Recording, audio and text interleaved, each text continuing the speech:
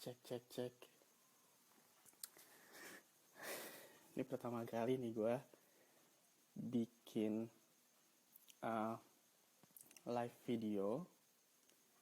Jadi gak tahu nih gimana caranya.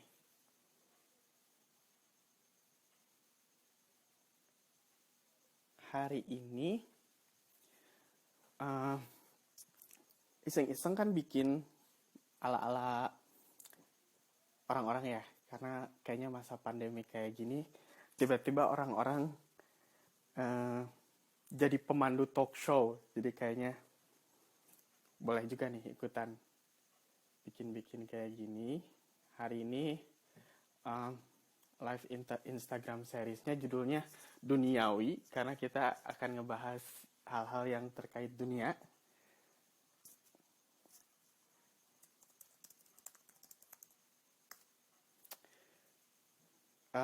Rencananya sih gue invite teman-teman yang gue kenal, tapi dia lagi di luar. Jadi kita bisa kayak cari tahu juga gimana kondisi uh, kayak gini di negaranya masing-masing gitu. Selain juga pastinya ngobrolin soal merekanya sendiri gitu.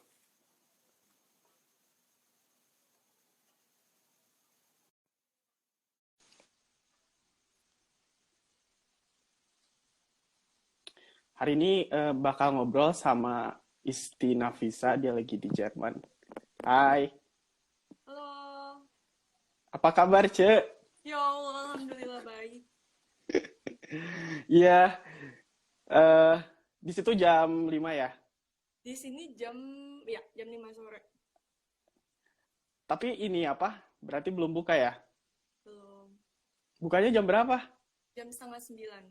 Ada temen gue, Wole. Halo, Wole.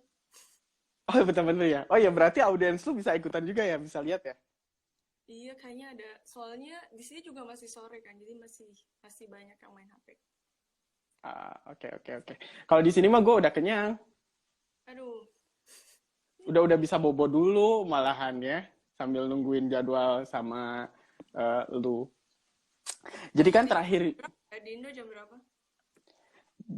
Sekarang jam 10 pas.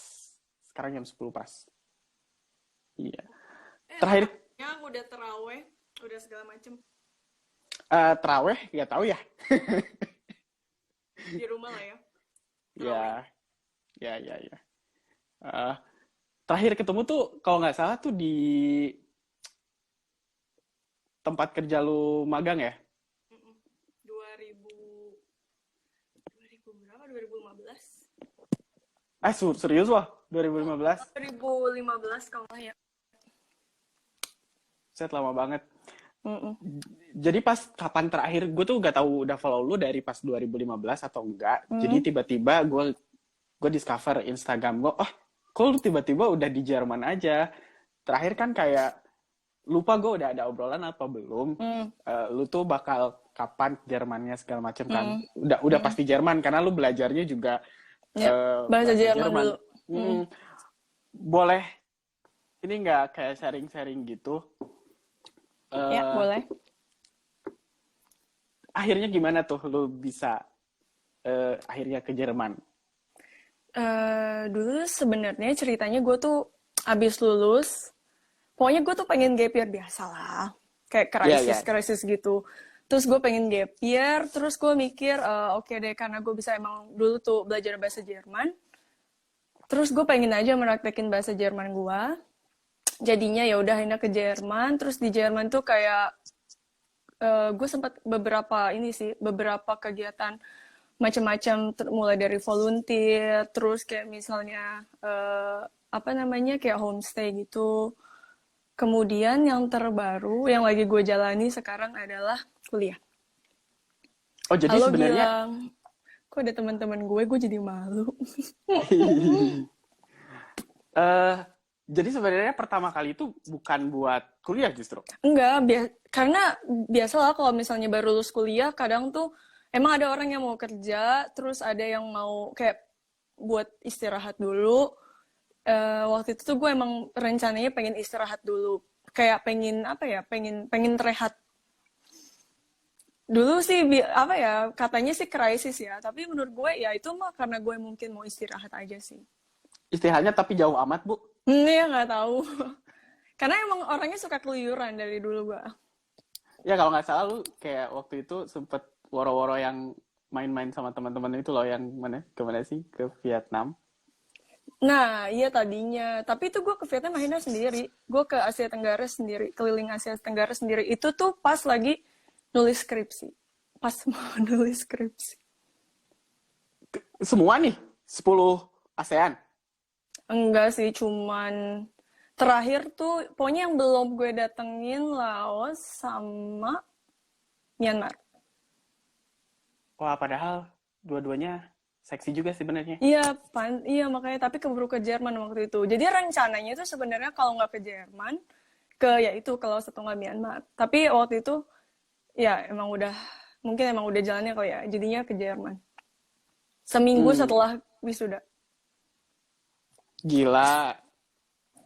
Tadinya tuh gue juga kayak, soalnya dulu mikirnya kayak cuman ya gap year aja, pengen istirahat dulu dari apa ya, dari kehidupan gue yang di Indonesia mungkin. Kehidupan.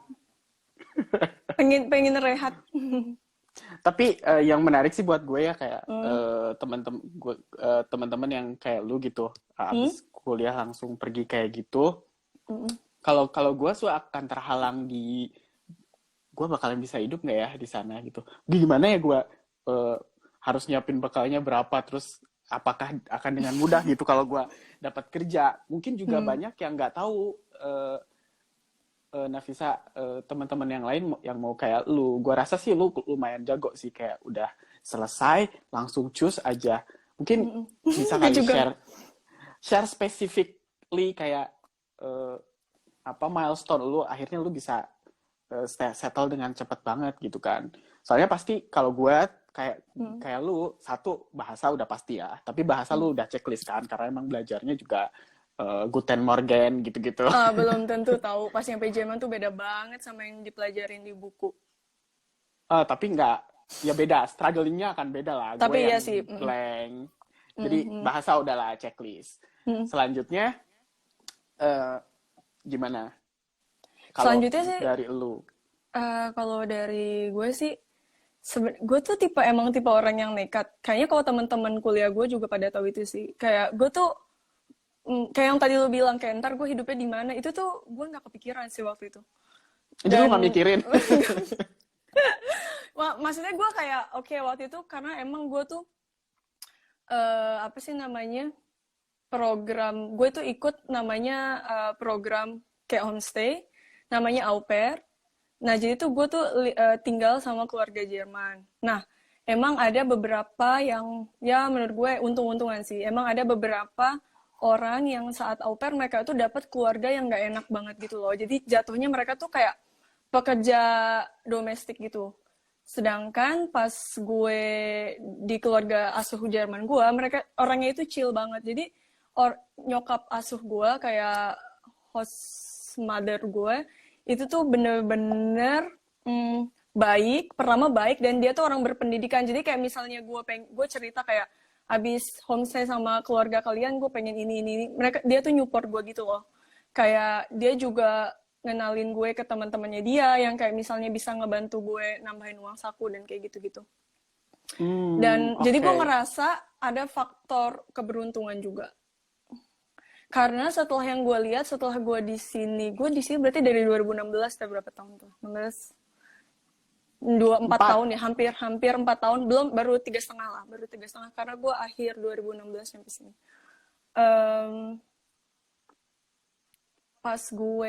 Pas gue sekarang lagi ngeliat di internet, banyak juga yang mereka itu kayak homestay gitu loh, tapi yang apa ya, yang mungkin bad luck sih menurut gue. Mereka dapat keluarga yang nggak enak. Jadi mereka ada loh keluarga yang benar-benar menyuruh mereka buat ngerjain segala macam. Buat apa ya? Buat ngebantuin gitu di rumah. Nah, waktu itu untungnya gue jadi nyokap asuh gue itu tuh benar-benar baik. Terus apa ya? Pokoknya sekeluarga tuh kayak keluarga baru gue aja. dan gue dapat libur banyak. Makanya kalau misalnya di Instagram gue tuh kayak tahun 2016 itu tuh gue kemana-mana, kayak ke Praha, terus gue ke Budapest, karena emang gue waktu itu liburnya banyak. Terus kayak Stop, jangan gue sebutkan gue banyak-banyak. gue tinggal dengan keluarga Jerman dan baik banget keluarga Jermannya. Jadi salah satu momen yang paling gue kenang lah kayaknya dalam hidup. Oke, berarti jadi lu ikutan program yang homestay, namanya Aufar tuh nama Jermannya gitu ya? Enggak, namanya itu au pair. Oh, au pair, itu bahasa Jerman?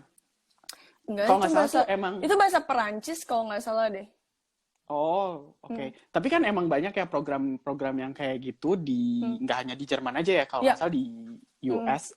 Apa kalau di Australia itu ada holiday holiday. Kalau di Australia ada working holiday visa kan. Nah, mereka tuh juga kerja, cuman kalau working holiday visa itu tuh lebih ke pekerjaan-pekerjaan yang di misalnya kayak jadi tukang listrik atau berkebun. Seru sih menurut gue, kayak pekerjaannya tuh macam-macam, tapi ya itu yang kayak gue bilang kayak sejenis pekerja lepas, cuman ya lo boleh jadinya lo dapat visa Australia, bisa stay di Australia dan juga bisa kerja di Australia. Tapi mirip ya?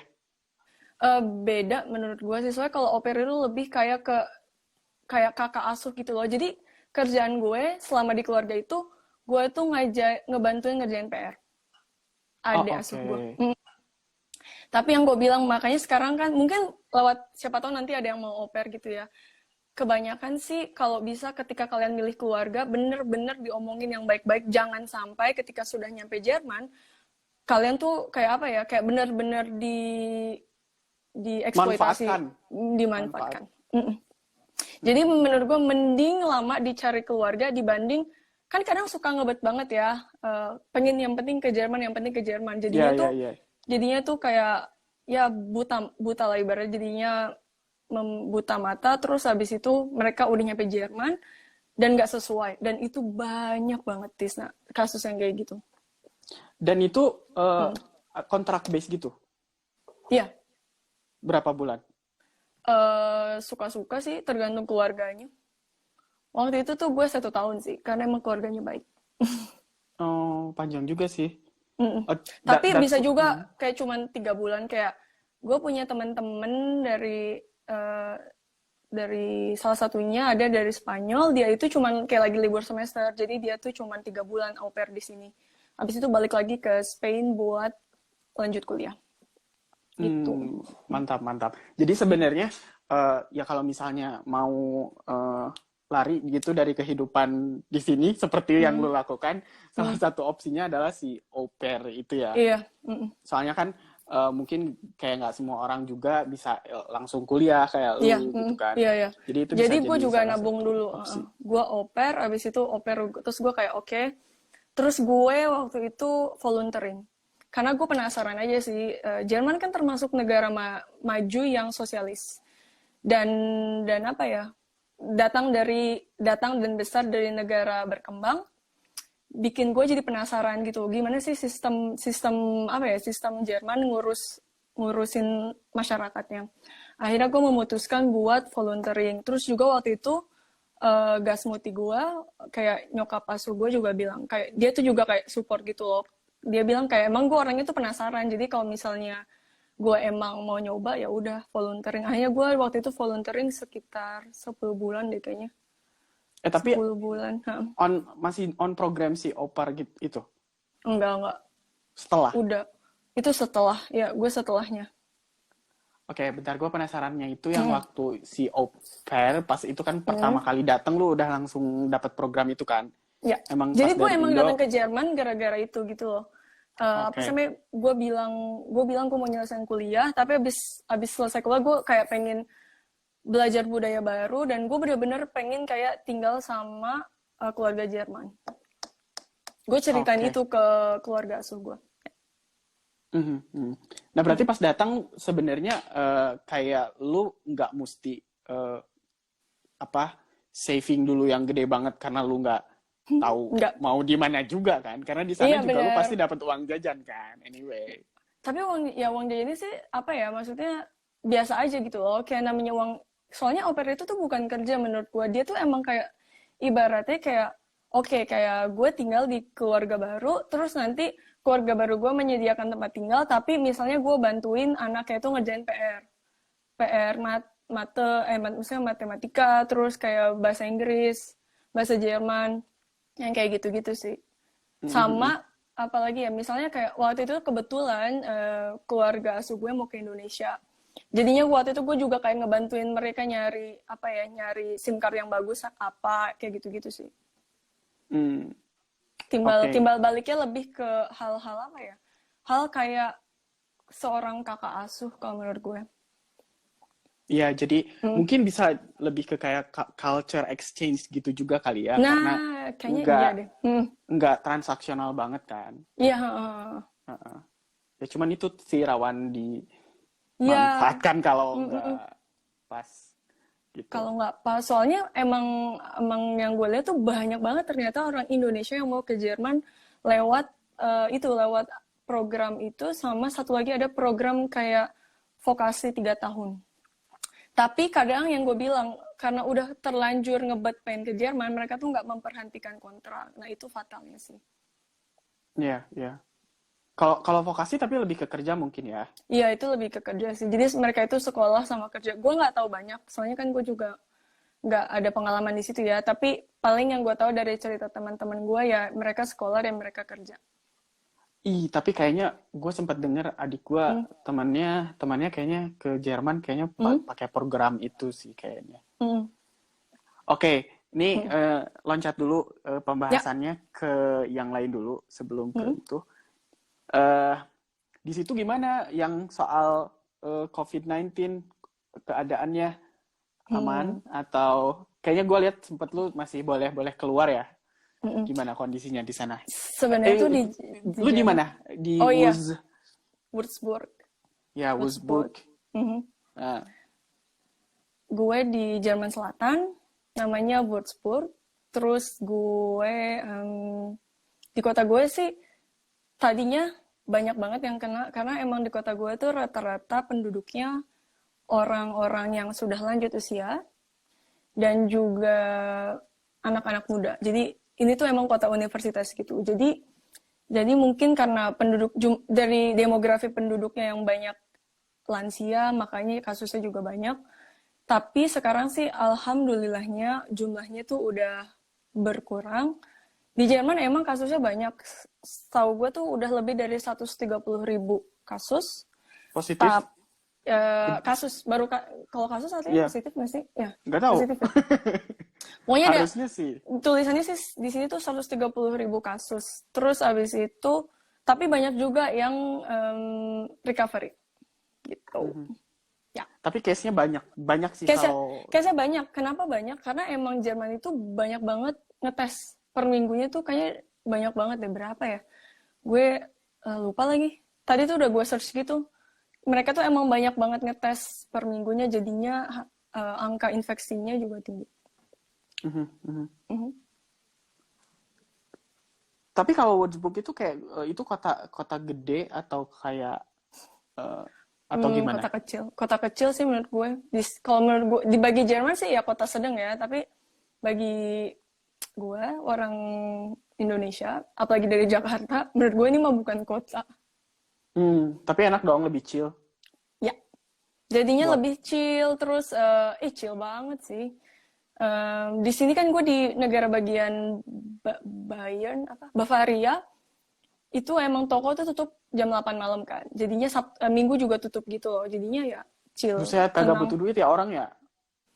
Nah, itu gue juga hal yang gue pikirin sih kayaknya. Tapi mungkin biar keseimbangan hidupnya ada. Mungkin begitu ya. Mm-mm. Gue Kalau juga di sini mikir, iya ya, duit mulu. kenapa tutupnya jam 8 ya? Iya sih. Atau mungkin regulasi nggak? Emang aturan negara bagian gue kayak gitu. Oh ya, kalau gua kesana gua nggak bisa dagang sampai tengah malam juga ya. Kecuali di stasiun pengisian bahan bakar. Di SPBU misalnya lo ada toko, kan biasanya suka ada kelontongnya gitu tuh di SPBU. Itu tuh bukan sampai malam. Atau di kota-kota gede kayak Berlin, itu tuh ada kios. Jadi bukanya tuh sampai malam. Kayaknya nggak 24 jam deh. Mungkin Jauh ada dari ya yang 24 jam. Jauh dari Berlin ini tempatnya? Jauh. 5 jam kayaknya kalau naik kereta. Ya, Ya kayak Sumedang Jakarta kali ya. iyalah. Ya berasa dari Nangor ke Nangor ke Jakarta. Jakarta naik Primjas, tapi macet.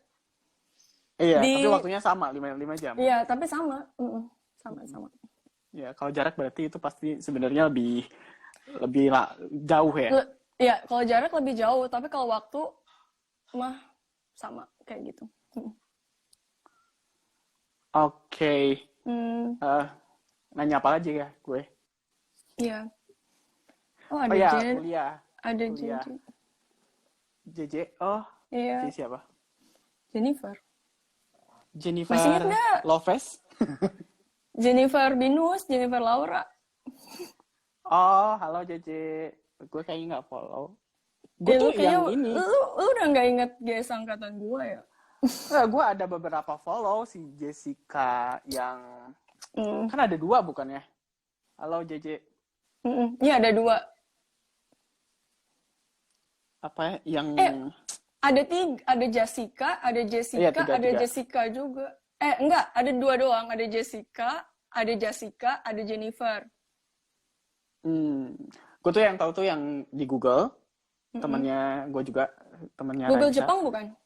Iya, Ya, itu JJ kan. Iya. Terus ada yang Laura. Ya itu yang gue bilang Jennifer Binus. Oh itu ini. Mm. Gue juga waktu itu kayak sempat gue buka gitu, dia juga suka jalan-jalan tuh orangnya. Iya, dia tuh jalan-jalan mulu. Gue juga ngiri. Oke, yang soal kuliah, jadi lu di sana apa nih, ngelanjutin apa? Nah, ya gue tuh sekarang kuliahnya namanya tuh Wirtschafts Informatik. Apa ya, mungkin kalau nggak salah tuh di Indo tuh lebih kayak ke ada sedikit ekbisnya, ada sedikit informatiknya. Itu apa ya? Sistem informasi kali lu. Mungkin itu kali ya, kalau di Indonesiain. Jadi belajarnya tuh kayak sedikit-sedikit gitu loh. Cuma belajar yang di permukaan gitu. Oke, Kayak tapi pakai belajar bahasa Inggris. bahasa Jerman. Buset.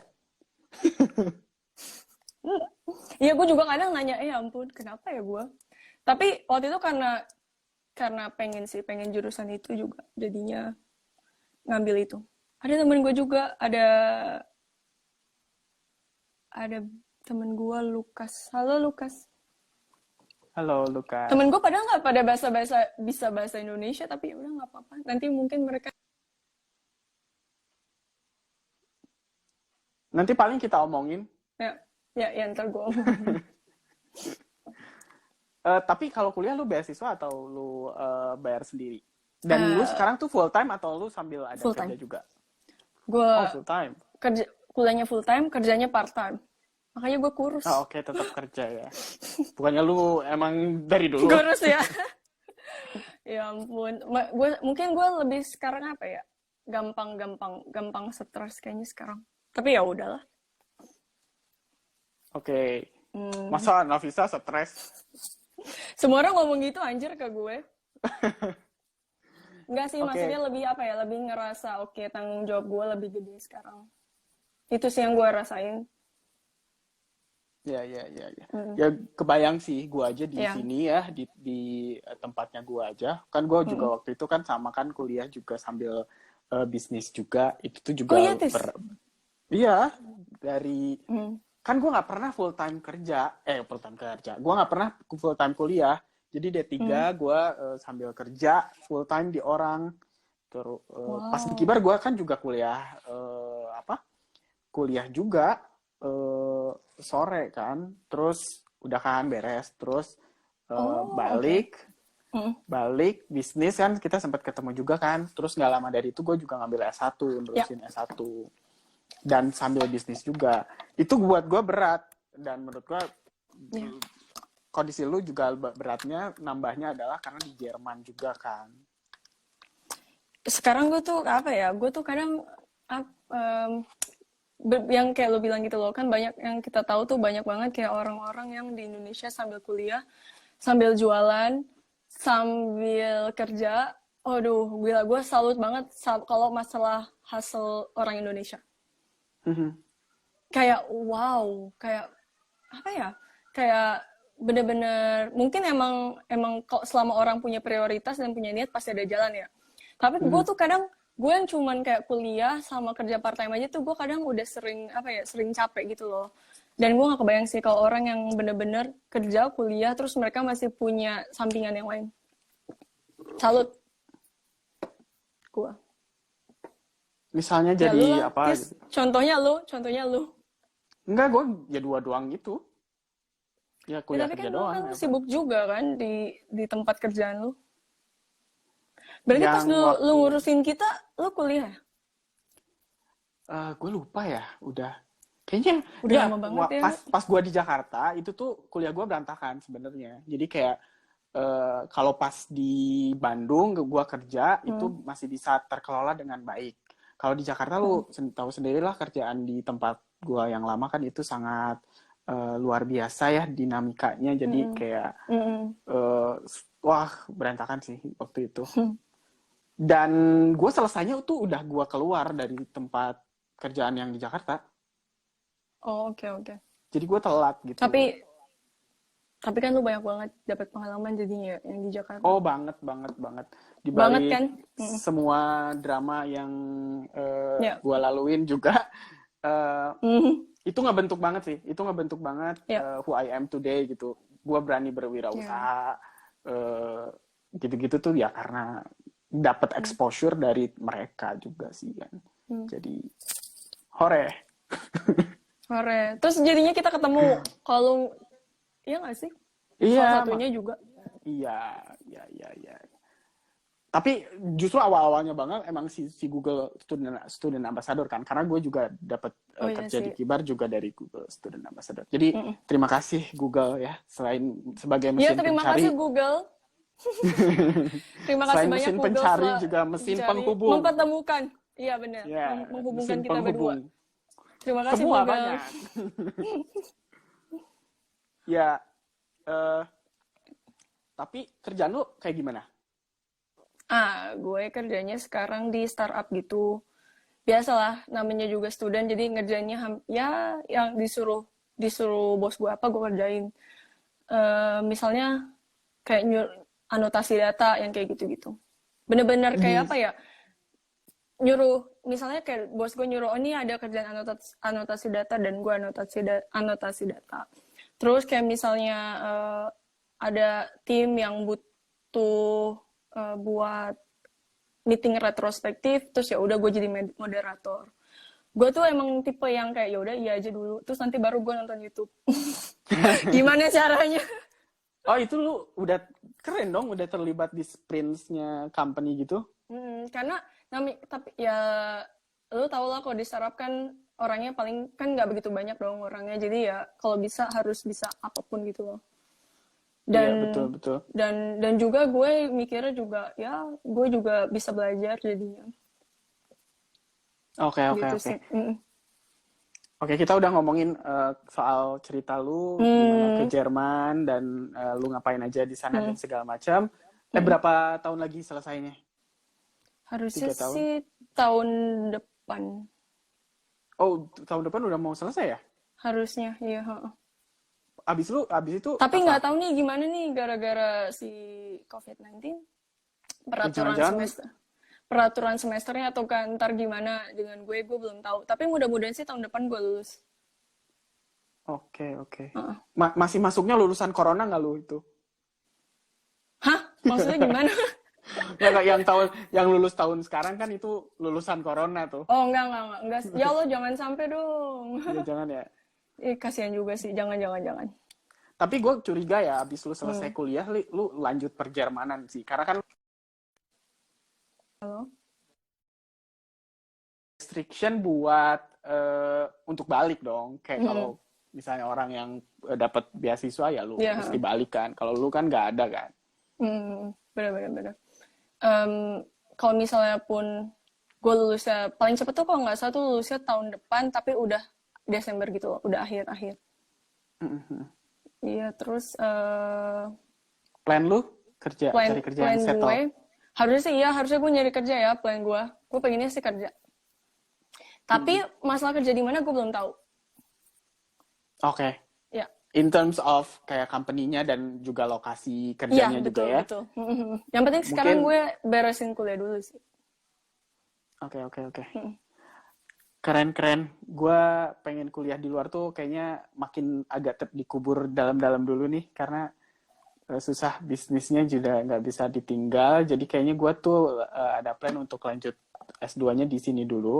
Uh, kan gue udah pernah juga sih sebenarnya kan short course di Amerika. Terus mungkin nextnya gue juga short course aja deh kalau di luar gitu. Gitu. Jadi gue selalu keren, makanya gue bikin series duniawi ini sebagai obat gitu ya buat gue nggak bisa untuk kuliah atau kerja di luar at the moment sekarang, tapi setidaknya gue punya teman-teman yang bisa kayak lu gitu kan, jadi ini agak pengobat gitu. Seperti itu. Kalau menurut gue sih nggak tahu ya, setelah pandemi ini tuh gue ngerasa belajar itu bukan masalah lokasi sih. Emang of course kayak lingkungan pendidikannya ngaruh. Tapi gue jadi nyadar gitu loh. Mungkin jadinya Indonesia setelah pandemi ini kita jadi bakal lebih melek digital. Karena misalnya nyokap gue tuh kepala sekolah SD negeri kan. Kalau misalnya dibandingin SD negeri sama SD swasta, pastilah fasilitasnya beda dong. Tapi setelah gue ngobrol sama nyokap gue, jadinya tuh guru-guru di SD negeri pun juga jadinya apa ya, dipaksa mau nggak mau kan harus juga melek digital gitu loh. Jadi gue mikirnya mungkin malah setelah pandemi ini kita tuh kayak lebih siap secara apa ya, infrastruktur digital. Menurut gue infrastrukturnya udah lumayan ready, cuman mungkin behavior shifting-nya yang susah dan momennya sekarang sih sebenarnya. Jadi kayak kalau mau nggak mau kayak podcastnya Reja Cadika. Iya betul. Oh iya, mau gue nggak jadi mau. gue belum selesai tuh ngedengerinnya. Aduh, tapi gue suka banget emang podcastnya mereka. Pasti gue dengerin sih nanti. Harus pakai earphone katanya. Gue belum denger sih yang mau mau nggak mau, belum denger. Seru nanti lo harus turun. Ya, harus dengerin. Oke, terakhir mungkin gue pengen minta lu sharing ada soal temen gue. Jerman. Gue boleh bilang halo nggak? Boleh. Ada senior gue, sekalian. Ada senior gue. Halo bahasa Jermannya halo. Iya, maksudnya ngomongnya jangan halo doang lah. Apa dong? Temen gue tapi orang Indo. Gak asik. Senior gue dulu di Madrasah Sanawiyah. Aduh, assalamualaikum Kang. Waalaikumsalam, halo Kawari. Terus ada Widya, teman kuliah gue. Kawari itu dia tuh beasiswa di Budapest. Tapi dia udah selesai, udah lulus. Oh ya, keren. Oke, Tis, lanjut Tis. Iya, gue tuh tadi mau nanyain terakhir sharing dari lu sih soal Jermannya sih, lebih ke kayak what do you think about this country after you akhirnya live there for quite long time, for almost 4 years now. The people, the culture. Oke. Wah, susah sih nih jawabnya menurut gue. Karena sampai sekarang pun ya gue masih gue kan masih outsider. Meskipun gue udah mencoba untuk terus berintegrasi, tapi tetap gue lama lahir besar di Indonesia. Jadi tapi gue merasa beruntung juga sih. Jadi gue punya 2 kacamata gitu loh. Gue di sini udah mau 4 tahun. Terus gue juga berasal dari negara yang berbeda banget sama Jerman.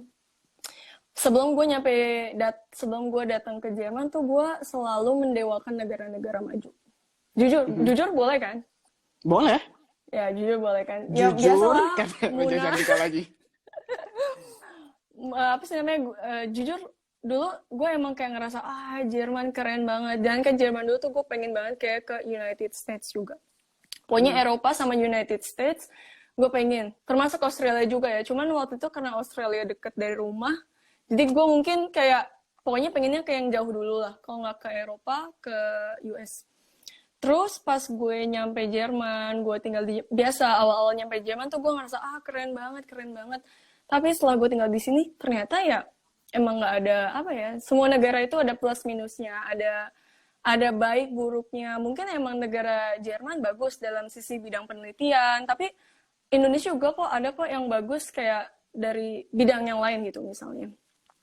Terus juga apa ya, pokoknya gue tuh sekarang jadi nyadar ya Indonesia punya kelebihannya, punya kekurangannya, Jerman juga.